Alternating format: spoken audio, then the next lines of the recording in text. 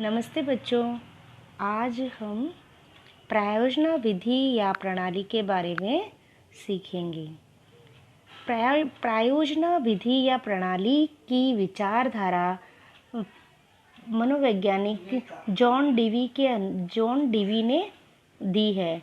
इस विचारधारा को आगे बढ़ाने का कार्य प्रोफेसर किलपैट्रिक ने किया है।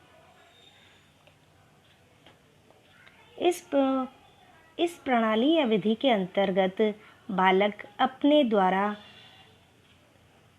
शिक्षा का ज्ञान कर करके सीखता है। इसके अंदर विद्यार्थी को कोई एक प्रोजेक्ट दिया जाता है या समस्या दी जाती है, जिसके ऊपर वह सामूहिक स्तर पर कार्य करता है और किसी निर्णय पर पहुंचता है।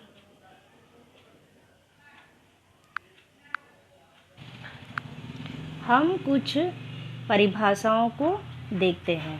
प्रोफेसर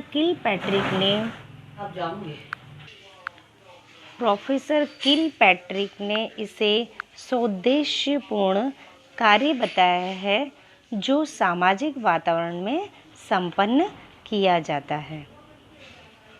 थॉमस और लैंग के अनुसार प्रोजेक्ट इच्छा अनुसार संपादित कार्य है, जिसके अंतर्गत रचनात्मक प्रयास और रचनात्मक विचारों को मूर्त रूप प्रदान किया जाता है। स्टीवेंस के अनुसार यह एक समस्या प्रधान कार्य है जो अपनी स्वाभाविक परिस्थितियों के अंतर्गत पूर्णता को प्राप्त होता है।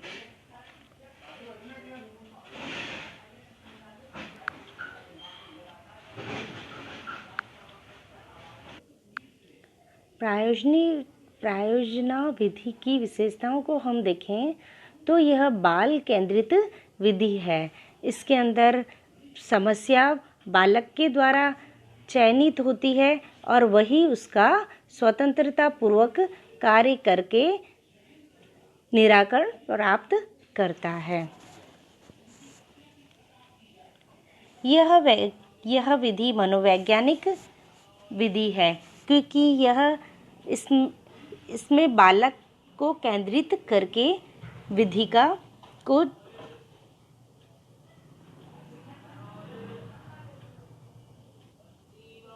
अन्वेषण पद्धति के द्वारा पूर्ण किया जाता है। यह विधि चरित्र निर्माण में सहायक होती है। इसके अंतर्गत बालक का सर्वांगीण विकास होता है।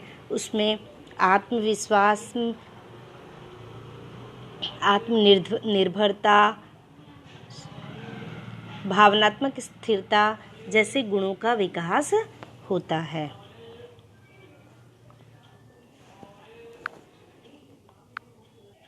प्रायोजना विधि प्रयोगात्मक तथा व्यवहारिक होती है।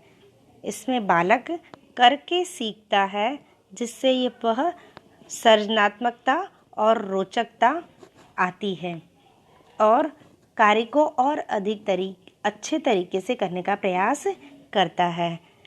पिछड़े बालकों के लिए भी इसमें विशेष ध्यान दिया जाता है। उन बालकों में भी स्वावलंबन की भावना का विकास होता है। तर्क व चिंतन, अन्वेषण शक्ति का विकास बालक के अंदर होता रहता है। प्रजातांत्रिक भावना का विकास इस विधि के द्वारा किया जा सकता है। उसमें उत्तरदायित्व की भावना, धैर्य, सहिष्णुता, कर्तव्यनिष्ठता, पारस्परिक प्रेम, सहयोग जैसे गुणों का विकास किया जा सकता है।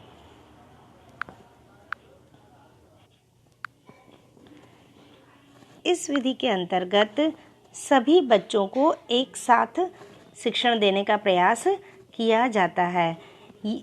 इसलिए समन्वय विधि का यह आदर्श रूप होता है। इसके अंतर्गत बालक में अनुशासन, गृह कार्य आदि समस्याओं से उसे मुक्ति मिलती है और वह अपने कार्य को रोचक तरीके से करने का प्रयास करता है। इसमें गृह कार्य की भी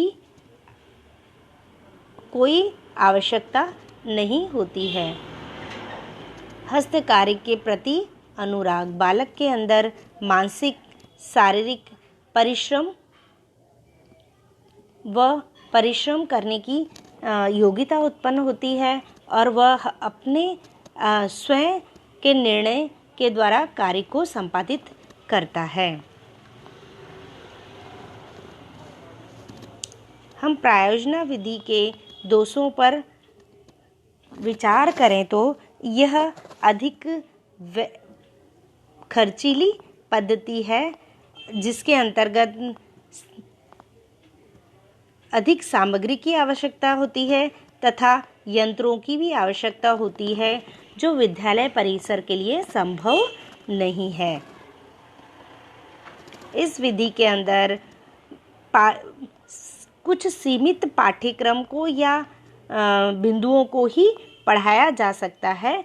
संपूर्ण पाठ्यक्रम को पढ़ाने में समस्या उत्पन्न होती है।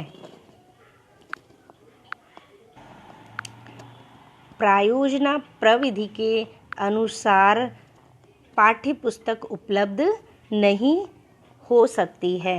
विद्यार्थियों की संख्या अधिक होती है तभी इसको कार्य किया जा सकता है। एक बालक के लिए यह अनुपयुक्त मानी जाती है।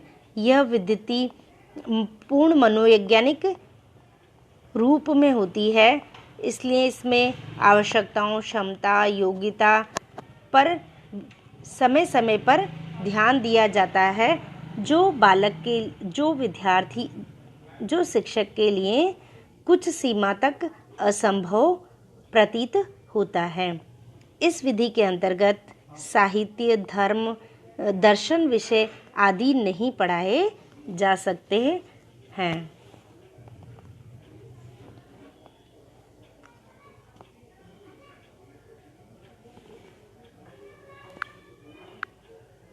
धन्यवाद।